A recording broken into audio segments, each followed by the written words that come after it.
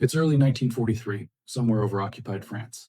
A formation of American fighters appears on the horizon, and German pilots squint through their canopies to identify the newcomers. What they see makes them smile. Massive, bloated fighters that look more like flying milk bottles than proper combat aircraft. The Luftwaffe veterans burst into laughter over their radios. Die dicke Donnerkeil, they mock. The fat Thunderbolt.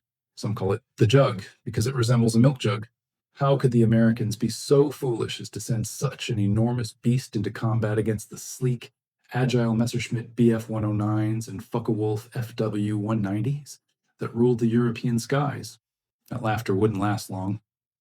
The Republic P-47 Thunderbolt was, without question, the most unlikely fighter aircraft ever to achieve legendary status.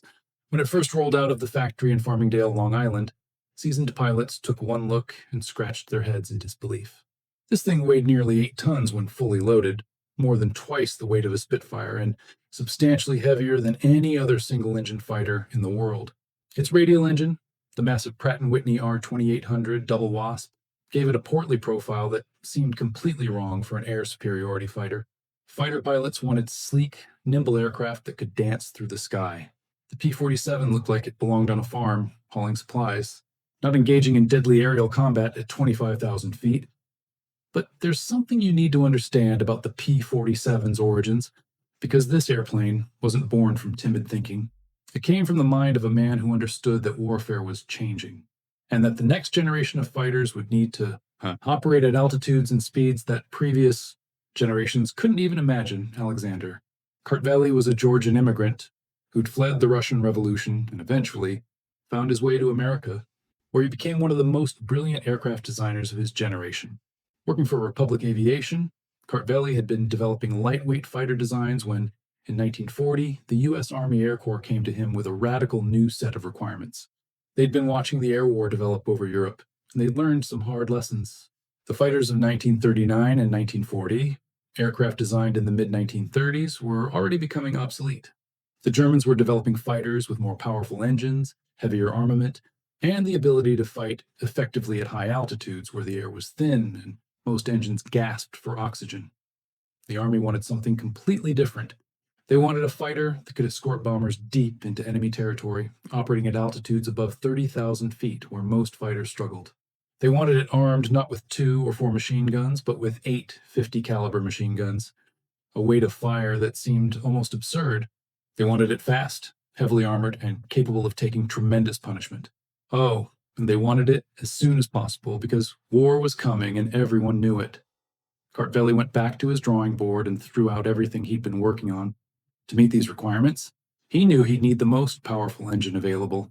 That meant the Pratt & Whitney R2800, an 18-cylinder radial monster that produced 2,000 horsepower. But here's the problem with radial engines. They're big, round, and they create enormous amounts of drag when you stick them on the front of an airplane. The only way to make this work was to use a turbocharger, which would feed compressed air to the engine at high altitude, maintaining power where other engines failed. But the turbocharger needed to be at the rear of the aircraft, connected to the engine by ducting. The pilot needed to sit somewhere, the fuel tanks needed to go somewhere, and those 8 machine guns needed to be mounted somewhere with enough ammunition to actually be useful in combat. What emerged from Kartveli's calculations was a fighter that was quite simply enormous. The fuselage had to be long to accommodate all the internal systems. The wings had to be thick and strong to support the massive weight and house the landing gear. When the prototype XP-47B first flew on May 6, 1941, test pilot Lowry Bram climbed out of the cockpit and reported that it flew like a dream, a very large, very heavy dream. The P-47 would become the largest single-engine fighter of World War II, and it wasn't even close. Now, let me tell you what the pilots thought when they first saw this beast. Lieutenant Colonel Hubert Zemke, who would become one of the greatest P-47 aces and leaders, recalled his first impression in 1942. Good God, it's enormous. The 56th Fighter Group, which would become the first unit to take the Thunderbolt into combat, had been training on the trim, lightweight P-40 Warhawk. When the P-47 started arriving at their base in Connecticut, the pilots genuinely thought someone was playing a joke on them. This couldn't be their fighter. This had to be a mistake. The P-47 was 36 feet long with a wingspan of over 40 feet. It stood 14 feet high. Its empty weight was 10,000 pounds, and with a full combat load, it could exceed 17,500 pounds. To put this in perspective, that's heavier than many twin-engine bombers. The cockpit sat unusually high, perched atop the fuselage like a greenhouse on top of a building. Getting into the cockpit required climbing up on the wing and then hauling yourself up another several feet. Once inside, new pilots found themselves sitting in what felt like an office building with a spectacular view. You could see everything, but you also felt very far from the ground. The controls were heavy. The early P-47s didn't have power-assisted controls, so at high speeds, moving the stick and rudder required real muscle. This wasn't an aircraft you finessed through the sky. You manhandled it. Rolling into a turn required planning and effort. The engine, that massive Pratt & Whitney double wasp right in front of you, generated so much torque that takeoff required careful attention and a firm hand on the rudder pedals, or the airplane would try to swap ends on you right there on the runway. And the range? Oh, the range was terrible in those early models. The P-47B and P-47C variants could barely escort bombers to the German border before having to turn back. All that size and weight, and somehow Republic had failed to give it adequate fuel capacity. The internal fuel tanks held just 305 gallons, which sounds like a lot until you realize that an enormous radial engine was gulping fuel at a prodigious rate. Pilots would take off, climb to altitude, maybe get an hour or so over enemy territory if they were lucky, and then have to head home. The bomber crews they were supposed to protect watched their escorts peel away while they continued deeper into Germany, alone and vulnerable. So when those first P-47 squadrons arrived in England in late 1942 and early 1943, nobody was impressed. Not the RAF pilots who'd been fighting since 1939 and knew what worked. Not the American bomber crews who desperately needed escorts that could stay with them. And certainly not the green American fighter pilots who'd imagined themselves flying sleek, agile fighters into combat, not piloting aerial tugboats. The British were particularly unimpressed. They'd been flying Spitfires, arguably the most beautiful and elegant fighter ever designed, and when they saw the P-47, their reactions ranged from skepticism to outright mockery. The Spitfire was a ballerina. The Thunderbolt was a sumo wrestler. The Spitfire had been designed with aesthetics in mind. Every line was graceful. The P-47 looked like it had been designed by someone who'd never seen an airplane before and was working from a verbal description. Even within the U.S. Army Air Forces, the P-47 had its doubters. The 4th Fighter Group, which had previously been the RAF's Eagle squadrons, made up of American volunteers, absolutely hated giving up their beloved Spitfire Vs for Thunderbolts. These men had combat experience, and they knew what made a fighter effective. The P-47 seemed to violate every principle they'd learned. Colonel Donald Blakesley, who would later become one of the war's great fighter leaders, reportedly threw his cap on the ground in disgust when he learned his group would be transitioning to Thunderbolts. He wanted nothing to do with that pregnant cow. The Germans, meanwhile, couldn't believe their luck. Through 1943, as P-47 units began flying escort missions over occupied Europe, Luftwaffe pilots would actually seek out the Thunderbolts rather than avoid them. Here, finally, was an American fighter that seemed beatable. Intelligence reports filtered back to German fighter wings, describing the P-47's weaknesses: poor rate of climb, heavy controls, mediocre maneuverability at medium altitudes. The standing advice from experienced German pilots was simple: get the P-47 into a turning fight below 15,000 feet, and it was dead meat. Major Heinz Baer, a Luftwaffe ace with over 200 victories, reportedly told his pilots that engaging P-47s was actually preferable to fighting Spitfires. The American jug is heavy and slow in the turn, he said. Engage them below 5,000 meters and victory is assured. This wasn't just cockiness talking. It was based on real combat results from the early missions. P-47 pilots, still learning their aircraft and often fighting at the wrong altitudes using the wrong tactics, were taking losses. There's a report from March 1943, after one of the first major engagements involving P-47s. A Luftwaffe pilot landed back at his base in France and described the combat to his squadron mates, and someone wrote it down in the unit diary. He talked about how the American fighters looked fat and ungainly, and how he'd easily outturned one and sent it down in flames. There was celebration in the German mess hall that night.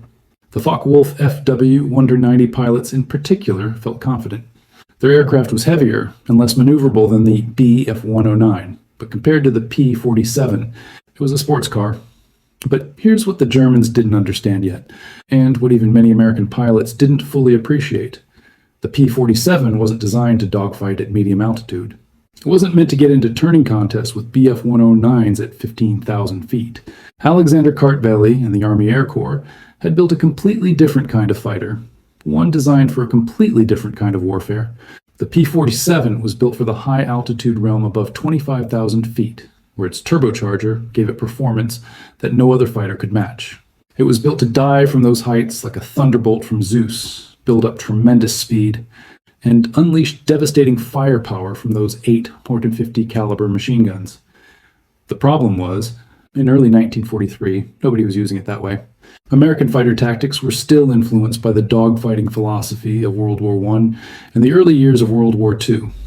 Pilots wanted to mix it up with the enemy, prove their individual skill in close quarters aerial combat. The P-47 groups were being sent out to fly close escort, sticking right next to the bombers, throttled back, flying at the bomber's altitude, which was typically between 20,000 and 25,000 feet.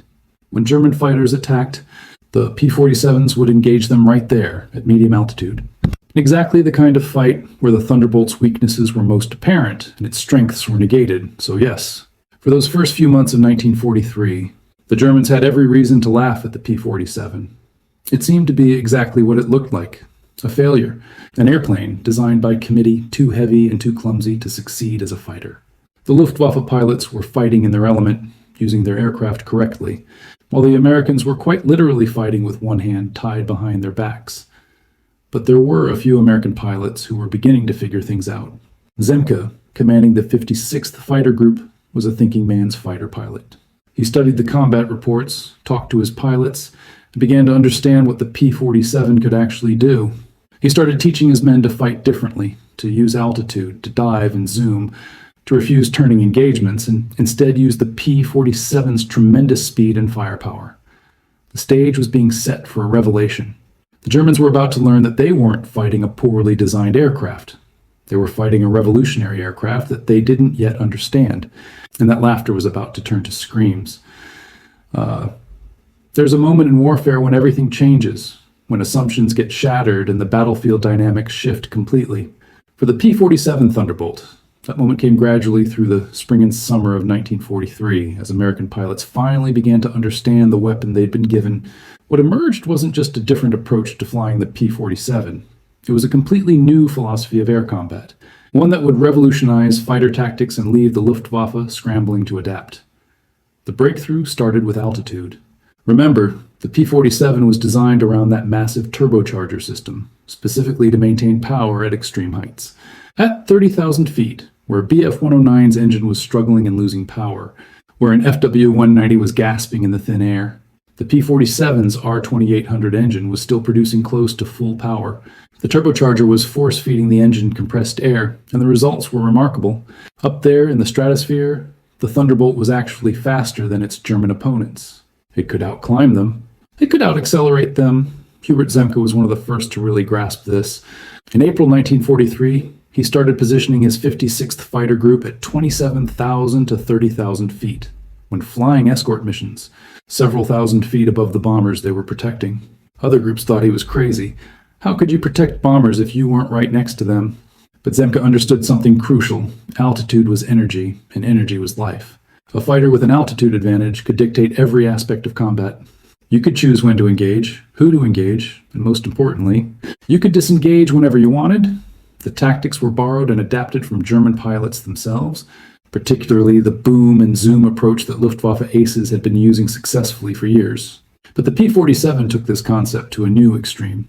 Zemke's pilots would patrol high, watching for German fighters moving in to attack the bombers. When they spotted them, they wouldn't dive down to engage in a dogfight. Instead, they'd roll over and plunge down from above, building up tremendous speed, 400, 450, even 500 miles per hour in a dive. At those speeds, the P-47 became a missile.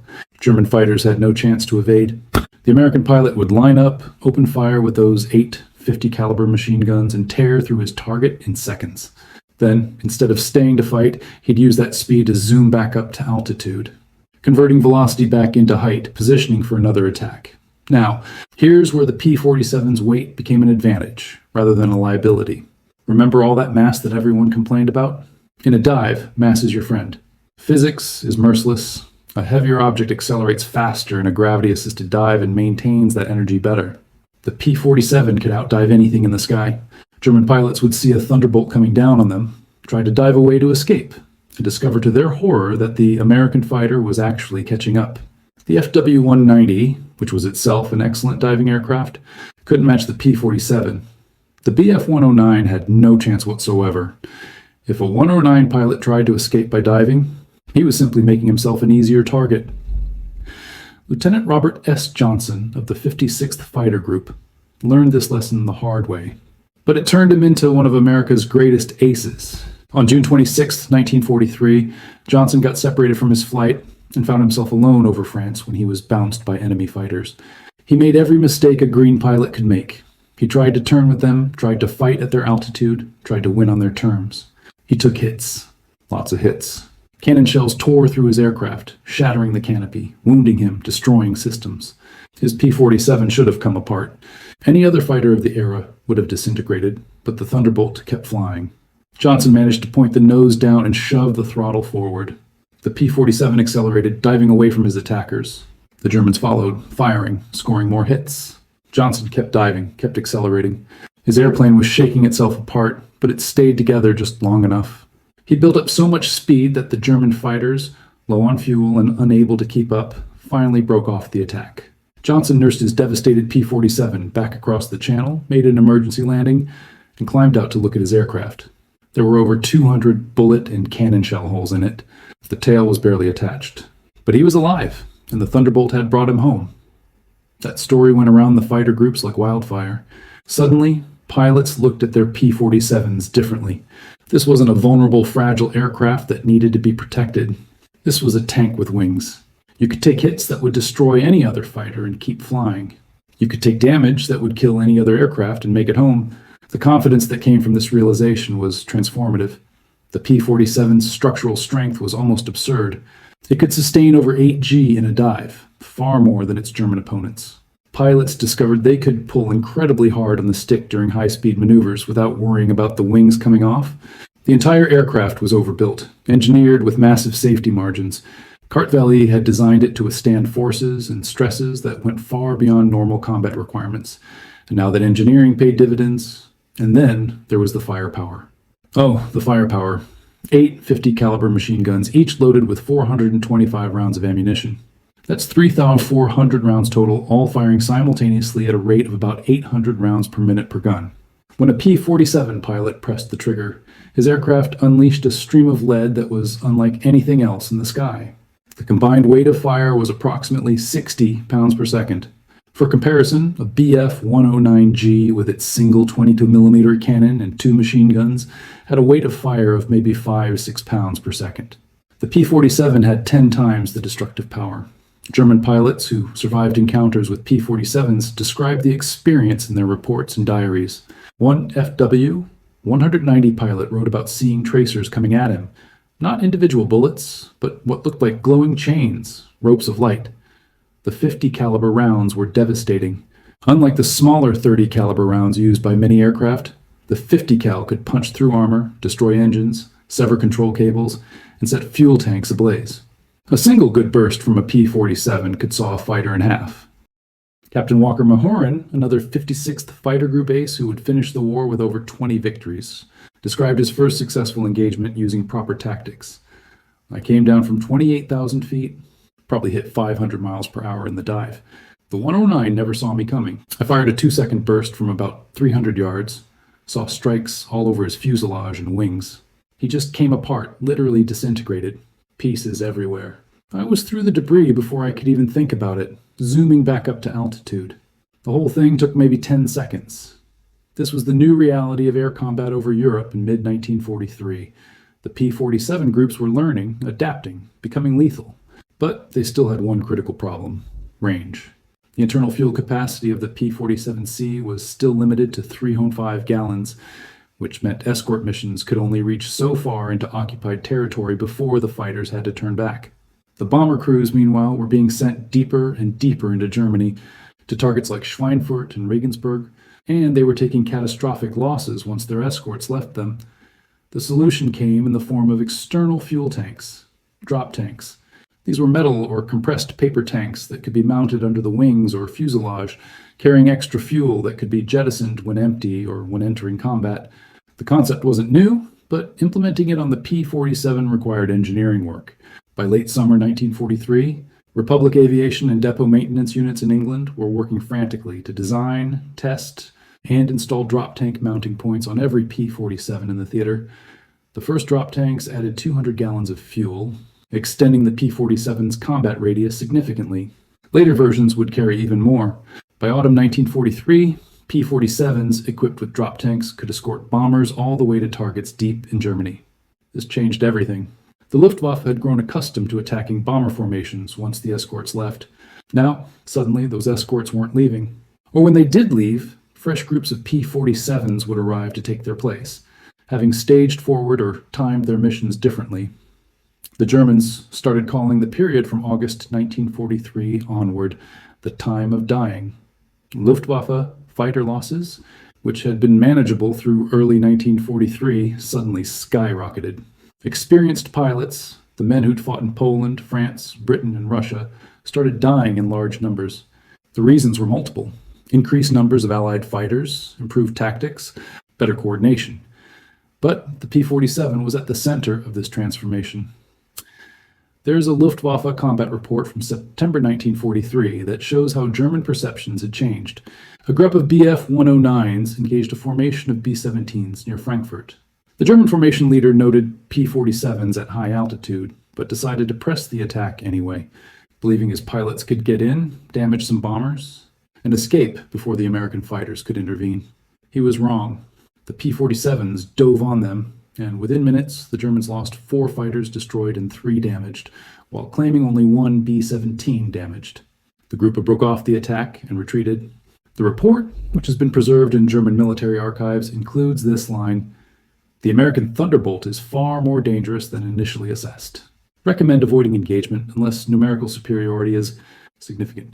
That's quite a change from Die dicke Donnerkeil and the mockery of early 1943. German fighter pilots were no longer seeking out P-47s as easy prey. They were actively trying to avoid them.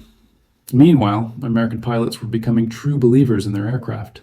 The P-47 still wasn't pretty, still wasn't elegant, still wasn't the romantic fighter aircraft that young men dreamed of flying, but it worked. It brought them home when they were shot up. It gave them the tools to dominate their opponents. It was reliable. The R-2800 engine was phenomenally dependable, and maintenance crews loved it because it was relatively simple to work on despite its size. Pilots started giving their P-47s names and nose art with genuine affection rather than irony. Zemke's 56th Fighter Group adopted the nickname Zemke's Wolf Pack and painted wolf heads on their aircraft. They were proud of their Thunderbolts now. Each aircraft became a personality, a trusted companion. Pilots would request specific aircraft for missions, knowing their individual quirks and characteristics. The evolution of American fighter tactics during this period was rapid and dramatic. Group commanders like Zemke, Mahurin, and others wrote tactical manuals, shared lessons learned, and developed standardized approaches. The key principles were: maintain altitude advantage, always patrol several thousand feet above the bombers or the expected enemy position. Altitude is energy, energy is life. Attack from above. Dive on the enemy, use superior speed to make one devastating pass, then zoom back to altitude. Never stay low and get caught in a turning fight. Use the aircraft's strengths.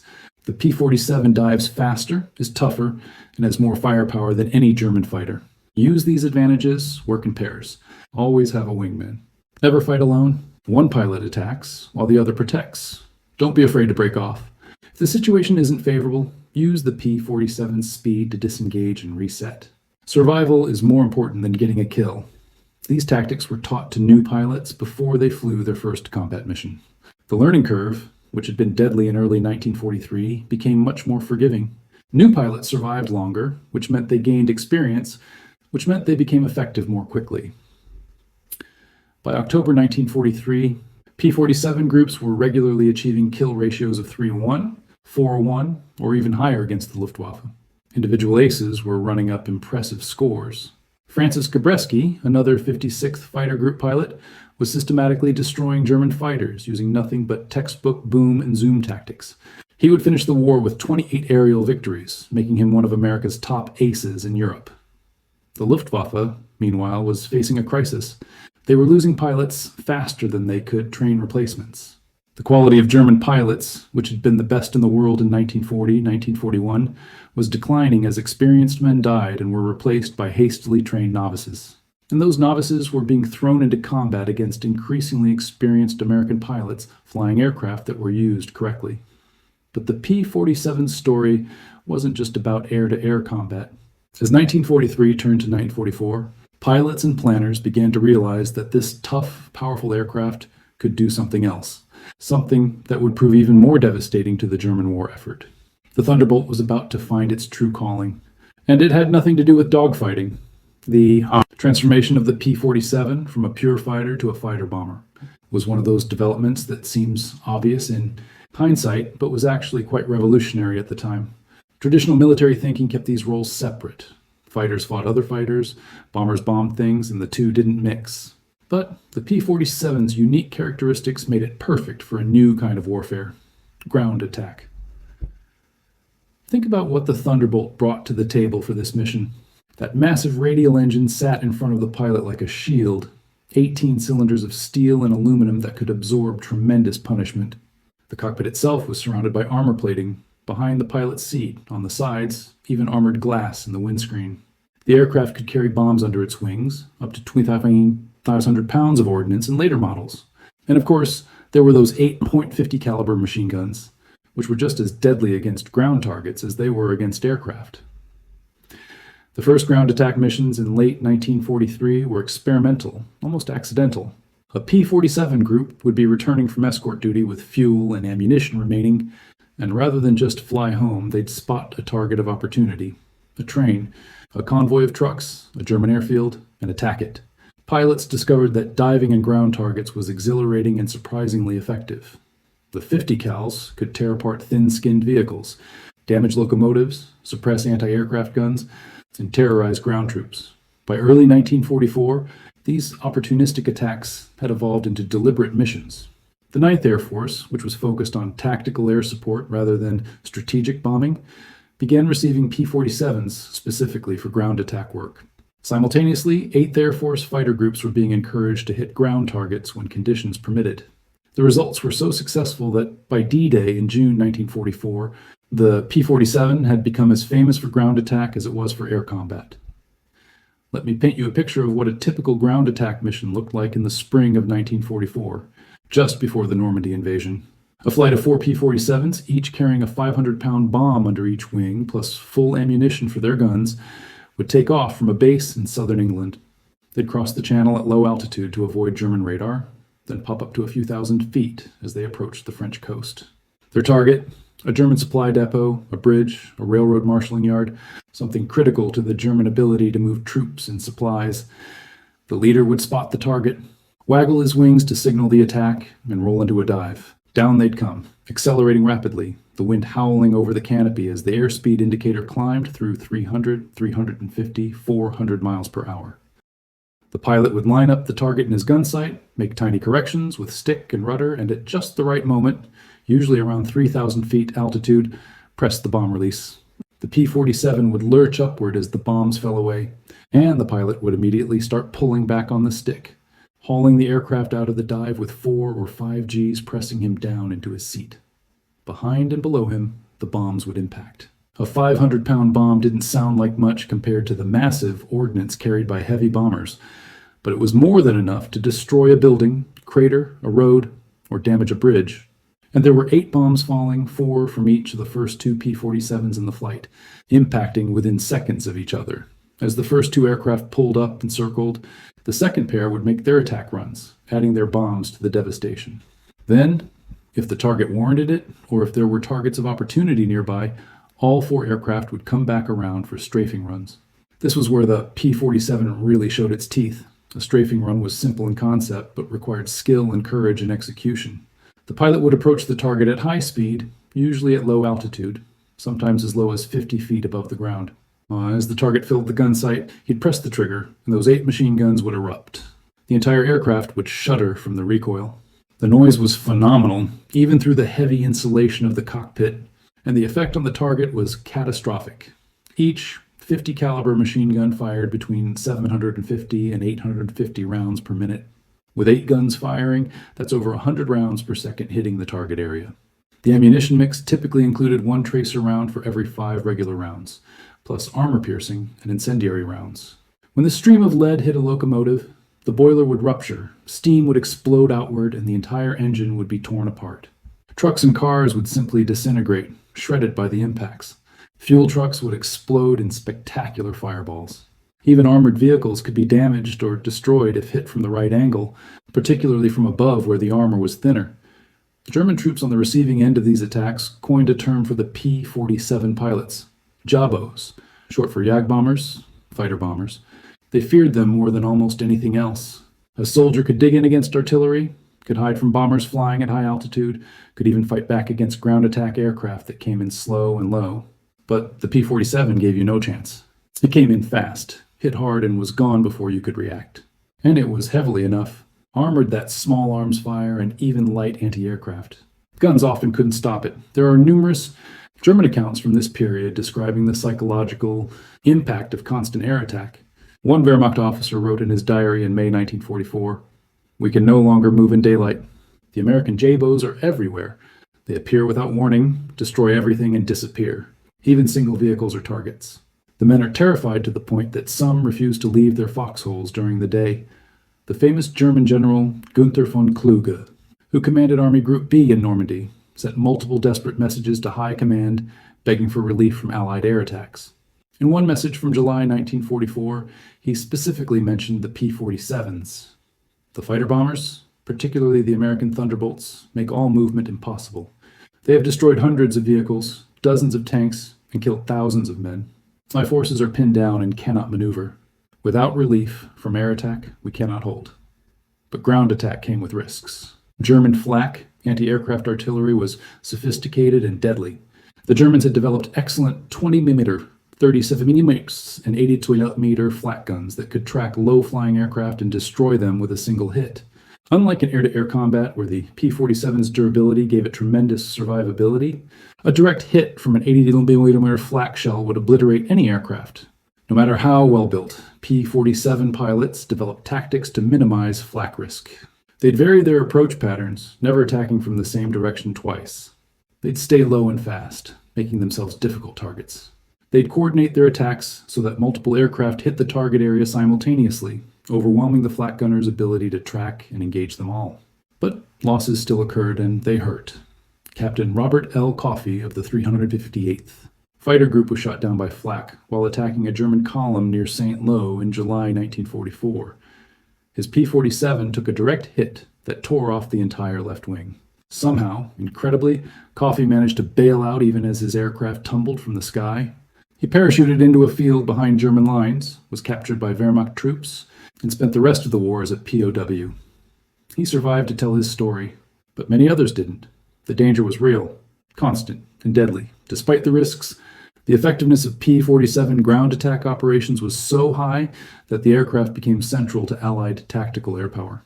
In the months leading up to D-Day, P-47s flew thousands of missions against what was called the Transportation Plan, a systematic effort to destroy bridges, railroad yards, locomotives, and roads throughout northern France. The goal was to make it impossible for German forces to move reinforcements or supplies to Normandy once the invasion began. The statistics are staggering. Between April and June 1944, P-47s destroyed or damaged over 86,000 railroad cars, 9,000 locomotives, 6,000 armored vehicles, and tens of thousands of trucks and other vehicles. They destroyed 68 bridges across the Seine River alone, cutting off Paris from the invasion beaches.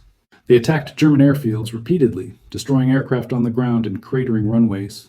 By the time D-Day arrived on June 6, 1944, the German transportation network in northern France was in ruins. On D-Day itself, P-47s flew overhead cover for the invasion fleet and the beaches. The weather was terrible, low clouds, rain, poor visibility, but the Thunderbolts were up there anyway, ready to protect the landing forces from any Luftwaffe interference. That interference never materialized, partly because the Luftwaffe had been so badly mauled in previous months that they simply didn't have enough serviceable aircraft or experienced pilots to mount a meaningful response. In the days and weeks following the invasion, As Allied forces fought to break out of the beachhead, P-47s provided close air support in a way that had never been seen before. They worked with ground controllers who could call in airstrikes on German positions that were holding up the advance. The system wasn't perfect. Coordination between ground and air forces was still being developed, but when it worked, it was devastating. There's a famous incident from late July 1944. During Operation Cobra, the breakout from the Normandy beachhead, American forces had been struggling to advance through the hedgerow country of Normandy, where every field was a natural fortress, and German defenders could hold up entire battalions. General Omar Bradley planned a massive bombing raid to blast open the German lines, followed by an immediate ground assault. P-47s were a crucial part of this plan. On July 25th, waves of P-47s swept over the German positions ahead of the main bomber force. Their job was to suppress flak, mark targets with smoke, and attack any German forces that tried to reposition. They did their job brilliantly. The bombing that followed was devastating, and when American armor moved forward, P-47s ranged ahead of them, attacking any German force that tried to form a defensive line. Within days, the German front in Normandy had collapsed, and the Allied forces were racing across France. But perhaps the most remarkable ground attack missions came in August 1944, during the Falaise Pocket Battle. German forces in Normandy, under pressure from all sides, tried to retreat through a narrow corridor near the town of Falaise. Allied forces were closing that corridor from both ends, and caught in the middle were tens of thousands of German troops with all their vehicles, tanks, and equipment. P-47s and other Allied aircraft turned the Falaise pocket into a killing ground. For days, they attacked the trapped German columns from dawn to dusk. The narrow roads were jammed with vehicles trying to escape, and they made perfect targets. Pilots described how they could make pass after pass without running out of targets, destroy one vehicle, and there were 10 more behind it. The carnage was so intense that many pilots, even hardened combat veterans, were sickened by what they'd participated in. Lieutenant Colonel William Kemp, a P-47 pilot who flew multiple missions over the Falaise pocket, later wrote in his memoirs, "I've never seen anything like it, before or since. The roads were lined with burning vehicles as far as you could see. Dead horses, dead men, destroyed tanks and guns. We kept hitting them because those were our orders, but it was almost like target practice. There was so much smoke you could barely see to aim. After my third mission that day, I landed, climbed out of my aircraft, and vomited. We'd killed thousands of men in a single afternoon. Destruction of the Falaise pocket effectively ended organized German resistance in Normandy and opened the way for the rapid Allied advance across France. The P-47's role in this victory cannot be overstated. While heavy bombers and other aircraft contributed, it was the P-47 that provided the constant, devastating pressure that German forces simply couldn't withstand. The pilot would line up the target in his gun sight, make tiny corrections with stick and rudder, and at just the right moment, usually around 3,000 feet altitude, press the bomb release. The P-47 would lurch upward as the bombs fell away, and the pilot would immediately start pulling back on the stick, hauling the aircraft out of the dive with 4 or 5 Gs pressing him down into his seat. Behind and below him, the bombs would impact. A 500-pound bomb didn't sound like much compared to the massive ordnance carried by heavy bombers, but it was more than enough to destroy a building, crater a road, or damage a bridge. And there were 8 bombs falling, 4 from each of the first 2 P-47s in the flight, impacting within seconds of each other. As the first 2 aircraft pulled up and circled, the second pair would make their attack runs, adding their bombs to the devastation. Then, if the target warranted it, or if there were targets of opportunity nearby, all 4 aircraft would come back around for strafing runs. This was where the P-47 really showed its teeth. A strafing run was simple in concept, but required skill and courage in execution. The pilot would approach the target at high speed, usually at low altitude, sometimes as low as 50 feet above the ground. As the target filled the gun sight, he'd press the trigger, and those 8 machine guns would erupt. The entire aircraft would shudder from the recoil. The noise was phenomenal, even through the heavy insulation of the cockpit, and the effect on the target was catastrophic. Each 50 caliber machine gun fired between 750 and 850 rounds per minute. With 8 guns firing, that's over 100 rounds per second hitting the target area. The ammunition mix typically included 1 tracer round for every 5 regular rounds, plus armor-piercing and incendiary rounds. When the stream of lead hit a locomotive, the boiler would rupture, steam would explode outward, and the entire engine would be torn apart. Trucks and cars would simply disintegrate, shredded by the impacts. Fuel trucks would explode in spectacular fireballs. Even armored vehicles could be damaged or destroyed if hit from the right angle, particularly from above where the armor was thinner. The German troops on the receiving end of these attacks coined a term for the P-47 pilots, Jabos, short for Jagdbombers, fighter bombers. They feared them more than almost anything else. A soldier could dig in against artillery, could hide from bombers flying at high altitude, could even fight back against ground attack aircraft that came in slow and low. But the P-47 gave you no chance. It came in fast, hit hard, and was gone before you could react. And it was heavily enough, armored that small arms fire and even light anti-aircraft. Guns often couldn't stop it. There are numerous German accounts from this period describing the psychological impact of constant air attack. One Wehrmacht officer wrote in his diary in May 1944, "We can no longer move in daylight. The American Jabos are everywhere. They appear without warning, destroy everything, and disappear. Even single vehicles are targets. The men are terrified to the point that some refuse to leave their foxholes during the day." The famous German general Gunther von Kluge, who commanded Army Group B in Normandy, sent multiple desperate messages to high command begging for relief from Allied air attacks. In one message from July 1944, he specifically mentioned the P-47s. The fighter bombers, particularly the American Thunderbolts, make all movement impossible. They have destroyed hundreds of vehicles, dozens of tanks, and killed thousands of men. My forces are pinned down and cannot maneuver. Without relief from air attack, we cannot hold. But ground attack came with risks. German flak anti-aircraft artillery was sophisticated and deadly. The Germans had developed excellent 20mm, 37mm, and 82mm flak guns that could track low-flying aircraft and destroy them with a single hit. Unlike in air-to-air combat, where the P-47's durability gave it tremendous survivability, a direct hit from an 80mm flak shell would obliterate any aircraft. No matter how well built, P-47 pilots developed tactics to minimize flak risk. They'd vary their approach patterns, never attacking from the same direction twice. They'd stay low and fast, making themselves difficult targets.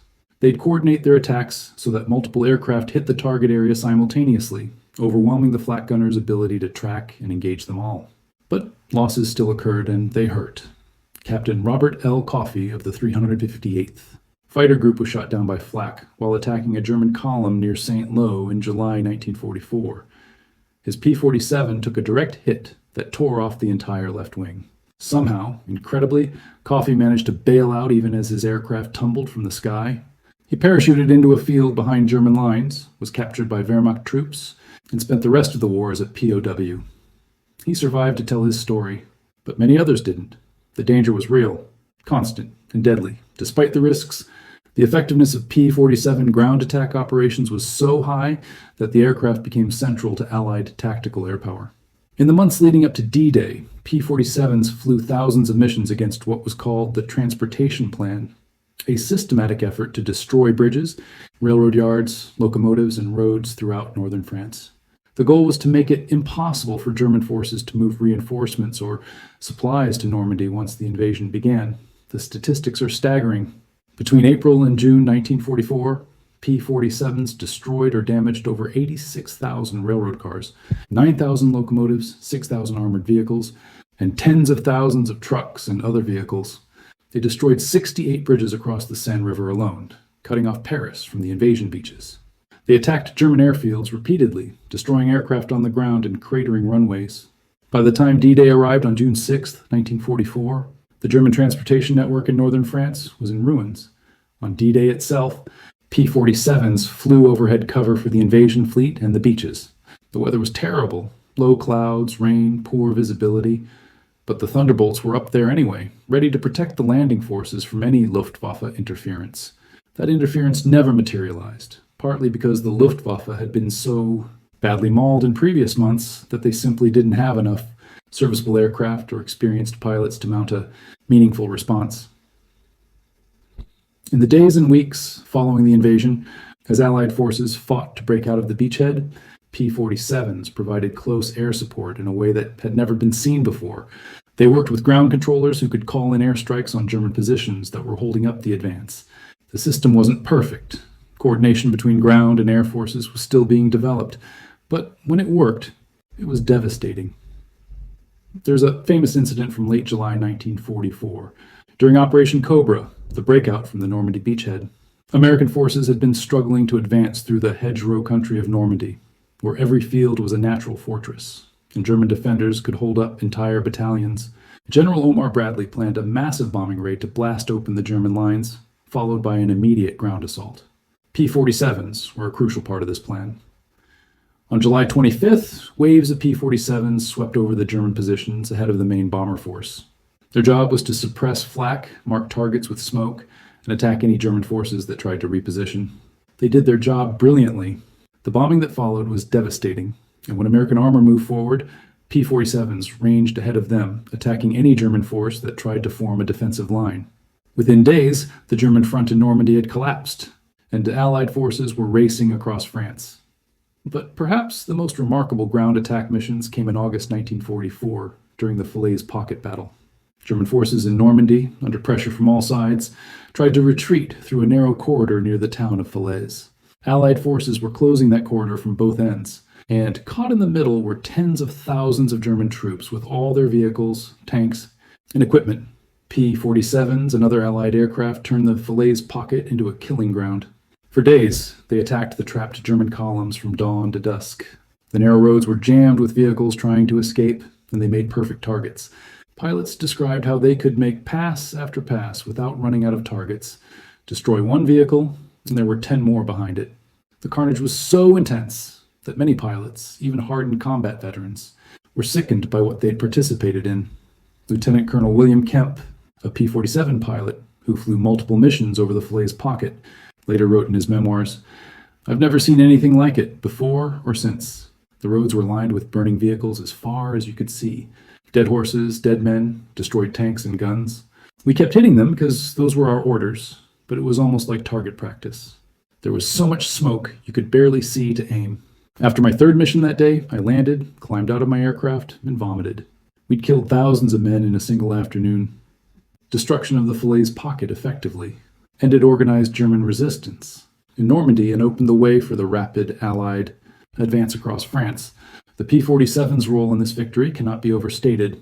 While heavy bombers and other aircraft contributed, it was the P-47 that provided the constant, devastating pressure that German forces simply couldn't withstand. The evolution of P-47 ground attack tactics continued through late 1944 and into 1945. Pilots became incredibly skilled at finding and destroying targets. They learned to spot camouflaged vehicles, to identify military convoys disguised as civilian traffic, to recognize ammunition dumps and fuel depots by subtle clues.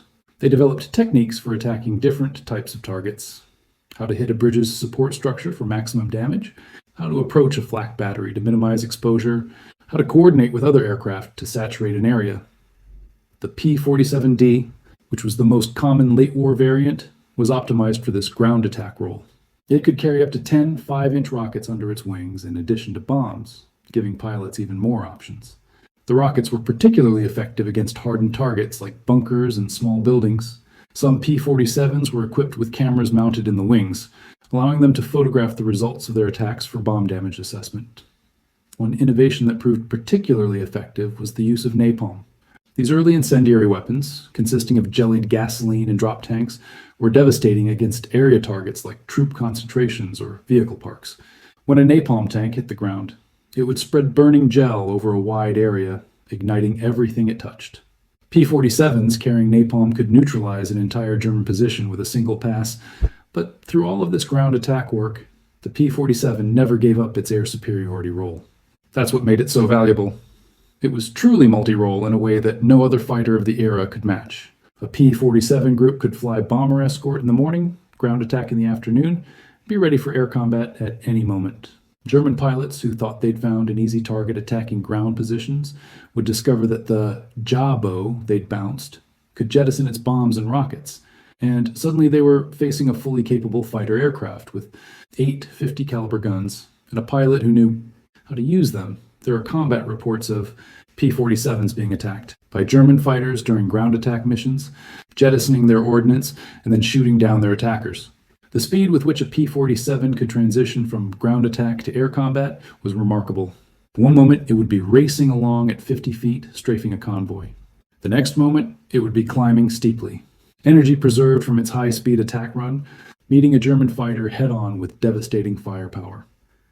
By the autumn of 1944, as Allied forces closed in on Germany from both east and west, the Luftwaffe was a shadow of its former self. Fuel shortages meant many aircraft were grounded. Pilot training was minimal. New German pilots were entering combat with perhaps 150 hours of flight time, compared to the 300-400 hours American pilots received. The qualitative advantage had completely reversed from the early war years when German pilots had been the best trained in the world. P-47 groups were flying deep into Germany now, ranging far ahead of the advancing ground forces, attacking targets of opportunity, and generally making it impossible for the German military to function. Railroad marshalling yards were favorite targets. Destroy the railroads, and Germany's entire war economy ground to a halt. Oil refineries, chemical plants, aircraft factories, all were hit repeatedly by fighter bombers, the P-47 prominent among them. The firepower that Republic Aviation had built into the Thunderbolt, those 8.50 caliber machine guns that had seemed like overkill in 1941, now proved to be exactly right. In ground attack, you needed sustained firepower to work over an area target effectively.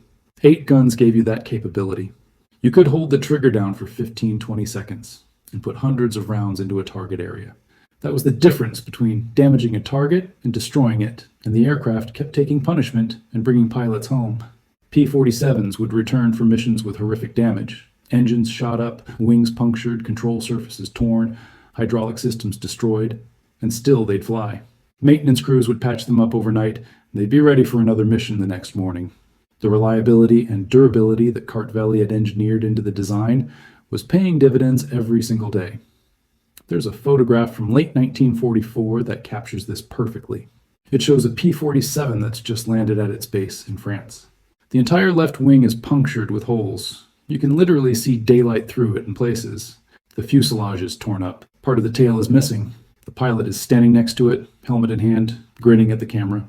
He'd been hit by flak while attacking a German convoy, and his aircraft had brought him home. The ground crew patched it up in 2 days, and that same P-47 was back in action.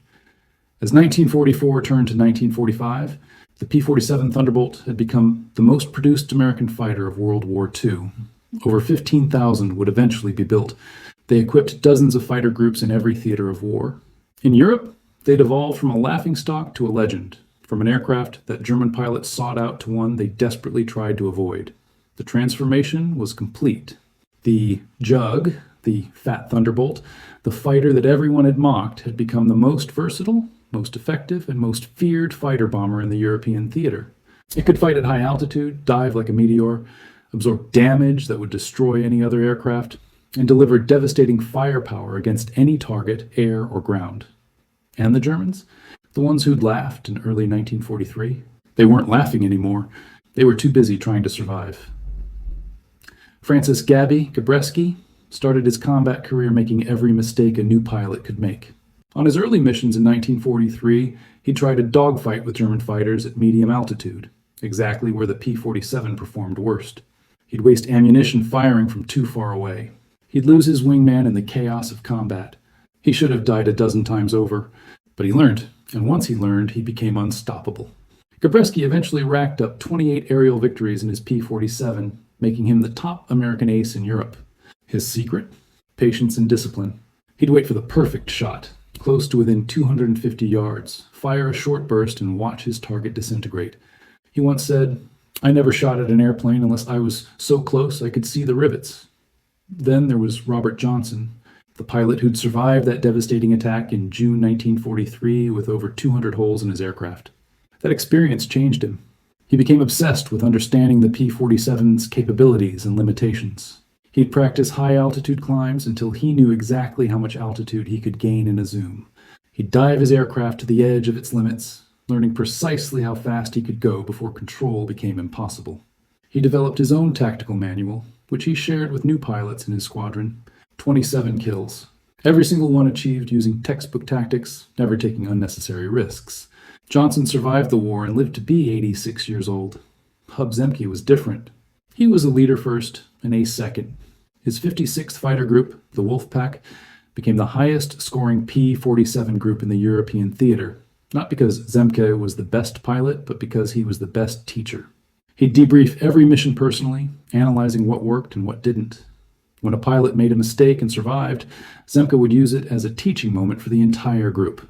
When someone discovered a new tactic, Zemke would have every pilot practice it until it became second nature. He built a culture of excellence where every pilot looked out for his wingman, where discipline and teamwork mattered more than individual glory. The 56th's success was Zemke's success. But it wasn't just the American pilots who made the P-47 legendary. In the Pacific Theater, the 348th Fighter Group flew P-47s against the Japanese, and they had their own collection of aces. Neil Kirby shot down 22 Japanese aircraft in his Thunderbolt before being killed in action in March 1944.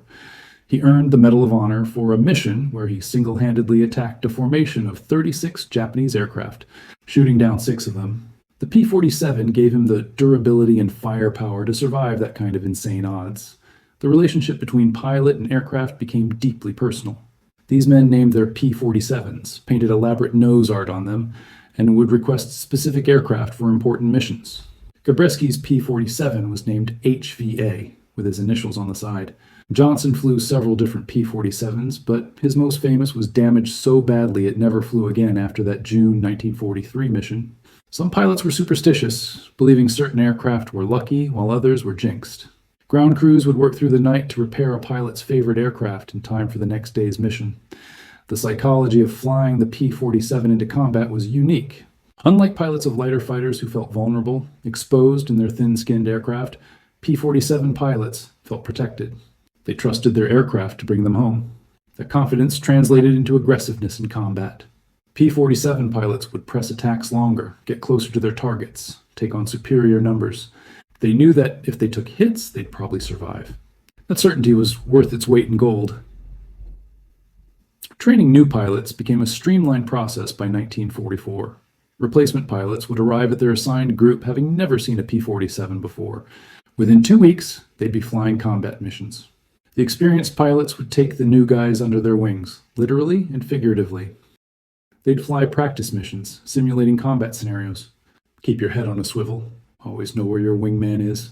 Never dive after a damaged enemy if there are still threats around. Don't chase kills into the weeds. That's where the flak is waiting. These lessons, learned in blood, were passed down and saved countless lives. There were failures too, and tragedies. Not every pilot who flew the P-47 came home. Even with all its advantages, combat was still deadly, and luck played its role. Major Walker Mahurin, who'd scored 20 victories and survived dozens of missions, was finally shot down in March 1944 while strafing an airfield. He spent the rest of the war as a POW. Young pilots, fresh out of training, would arrive at their squadrons full of confidence and be shot down on their first or second mission, victims of their own inexperience or simple bad luck. The mental strain of combat flying was immense. Pilots would fly a mission in the morning, watch friends get shot down and killed, then fly another mission that same afternoon. Some handled it better than others. Some became cold, mechanical, treating each mission as just another job. Others carried the weight of every loss. The Air Force eventually implemented a rotation system. Complete a certain number of missions, usually 25 or 30, and you'd be rotated home or to a training assignment. This gave pilots something to count toward, a finish line to reach.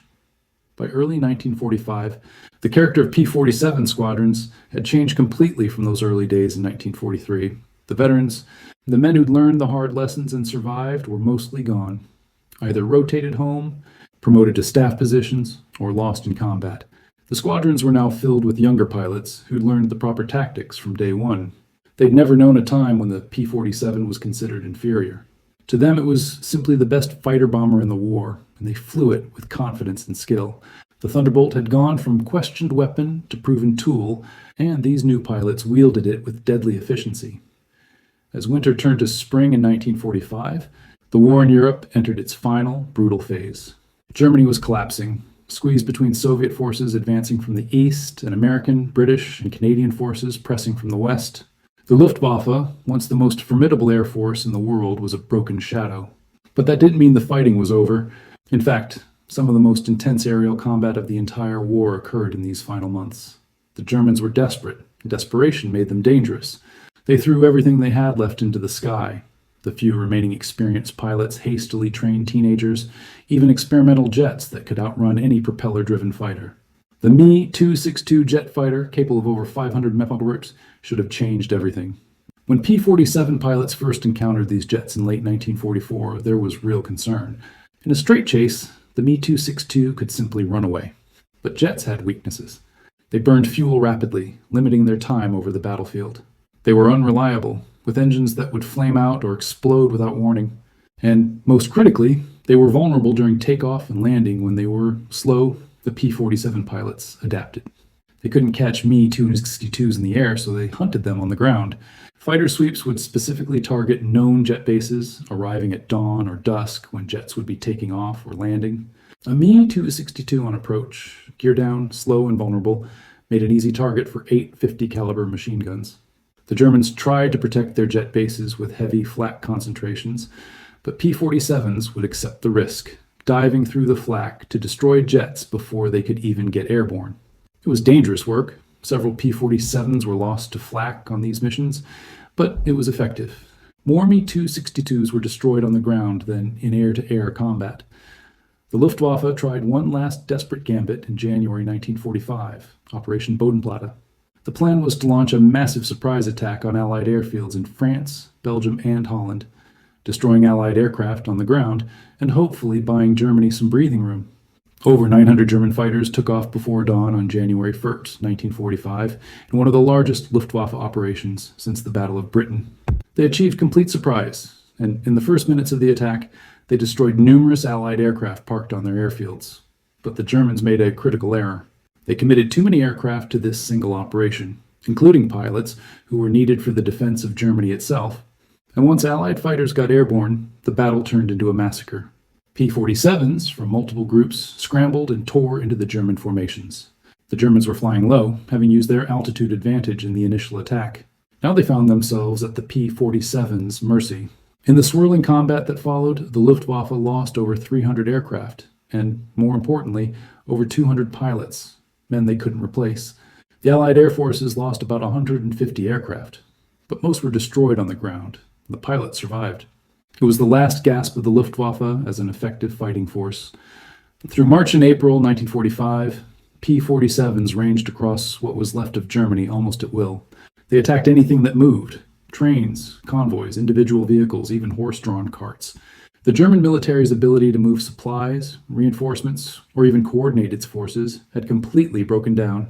American and British armies were racing across Germany, and P-47s flew ahead of them, clearing the way, destroying German units before they could organize defensive positions. The pilots who flew these final missions described a surreal experience. There was almost no organized Luftwaffe resistance anymore. The danger came almost entirely from ground fire. German troops, knowing the war was lost but still fighting out of duty or fear, would shoot at any aircraft that came near. Every village had someone with a rifle or a machine gun willing to take a shot. Some P-47s were lost to nothing more than a lucky rifle bullet hitting a critical component. There are stories from this period of P-47 pilots showing remarkable restraint and humanity. Flying over German columns retreating from American forces, pilots would sometimes see civilian refugees mixed in with military vehicles. The standing orders were clear: destroy everything military. But individual pilots would hold their fire if they weren't certain of their target. Other times, mercy wasn't possible. A column was a column, and intelligence suggested that German troops were using civilian cover to escape. So the attacks continued. As April progressed, German resistance crumbled. Cities fell with barely a fight. P-47 pilots found themselves attacking targets of decreasing military value simply because there were no significant targets left. The last major mission for many P-47 groups came in late April when they were ordered to attack the Berchtesgaden area in Bavaria, where Hitler's mountain retreat was located. It was more symbolic than militarily necessary, but P-47s bombed and strafed the area anyway, demolishing the buildings and facilities. On May 7, 1945, Germany surrendered unconditionally. The war in Europe was over. P-47 pilots flew their last combat missions that day, and then the guns fell silent. In 3 years of combat, from early 1943 to May 1945, P-47 Thunderbolts had destroyed over 7,000 enemy aircraft, 3,752 in the air and 3,315 on the ground. They destroyed nearly 9,000 locomotives, 86,000 railroad cars, 6,000 armored vehicles, and 68,000 trucks. They dropped over 132,000 tons of bombs and fired over 135 million rounds of 50 caliber ammunition. But statistics don't tell the full story. The P-47 had achieved something more important than just destroying equipment. It had achieved air superiority so complete that the Germans couldn't move, couldn't resupply, couldn't function as a military force. Every German soldier who looked up at the sky and saw American aircraft knew that his side had lost. That psychological impact was as important as any physical destruction. The pilots who'd flown the P-47 through those years had earned their place in history. They'd taken an aircraft that everyone doubted and turned it into a weapon that changed the course of the war. They'd learned its quirks, mastered its capabilities, and used it to defeat an enemy that had once seemed invincible. The story of the P-47 Thunderbolt didn't end in May 1945, while other legendary fighters like the Spitfire and Mustang captured the public imagination. With their graceful lines and romantic appeal, the P-47 quietly went about proving that ugly. Practical designs could be just as important to history. What happened after the war tells us as much about the aircraft's true value as its wartime service. When World War II ended, most nations immediately began scrapping their military hardware. They'd built too much, spent too much, and now they wanted peace dividends. Thousands of aircraft were cut up for scrap metal or pushed into the ocean. But the P-47 had something that saved it from this fate: versatility. Countries around the world recognized that this tough, reliable aircraft could serve purposes beyond air superiority fighting. The French Air Force used P-47s extensively in Indochina through the late 1940s and early 1950s, where the aircraft's ruggedness and ground attack capabilities proved perfect for counterinsurgency operations. They could operate from rough airstrips, take ground fire without going down, and deliver devastating firepower. The Brazilian Air Force flew P-47s until 1958. The Peruvian Air Force kept theirs flying into the 1960s. Even tiny air forces in Central America operated hand-me-down Thunderbolts well into the jet age. The U.S. Air Force itself kept P-47s in service longer than you might expect. When the Air Force became independent from the Army in 1947, it redesignated the P-47 as the F-47, changing the designation from pursuit to fighter. Air National Guard units flew F-47s through the early 1950s, and some reserve units kept them even longer as training aircraft. The last U.S. military P-47 wasn't retired until 1955, a full decade after the war ended. What made the P-47 valuable in peacetime was the same thing that made it valuable in war. It was nearly indestructible, incredibly reliable, and could do multiple jobs well. Compare this to the P-51 Mustang, which was faster and had longer range but was delicate, requiring careful maintenance and smooth runways, or the P-38 Lightning, which was powerful but complex, with two engines that needed constant attention. The P-47 was simple. If you could keep fuel in it and perform basic maintenance, it would keep flying.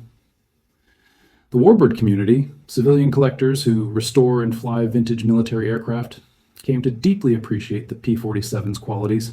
While dozens of P-51s survive and fly today, P-47s are much rarer.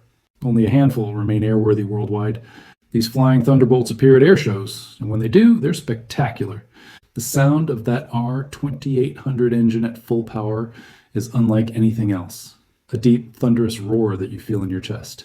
Watching a P-47 perform a high-speed pass, seeing it pull up sharply and climb away effortlessly, you understand what those World War II pilots experienced. The P-47's design influence extended far beyond the aircraft itself.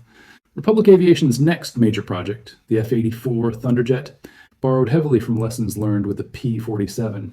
The same philosophy of rugged construction, heavy armament, and multi-role capability defined the F-84. Republic continued this tradition through the F-105 Thunderchief, which served extensively in Vietnam. The lineage is clear: big, tough, hard-hitting aircraft that could take punishment and keep fighting. Modern ground attack aircraft owe a debt to the P-47. The A-10 Thunderbolt II, specifically named to honor the P-47, embodies the same philosophy taken to its logical extreme. Like the P-47, the A-10 is ugly, heavily armored, designed around its gun, and purpose-built to destroy ground targets while absorbing tremendous damage.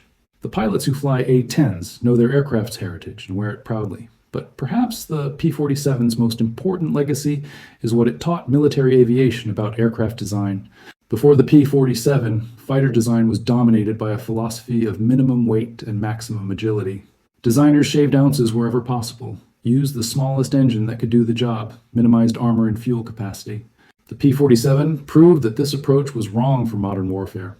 It demonstrated that survivability, firepower, and versatility could be more important than raw performance. You could build a heavier aircraft that would outperform lighter designs simply by using a more powerful engine and intelligent engineering. This lesson was learned by every Air Force that studied World War II's results.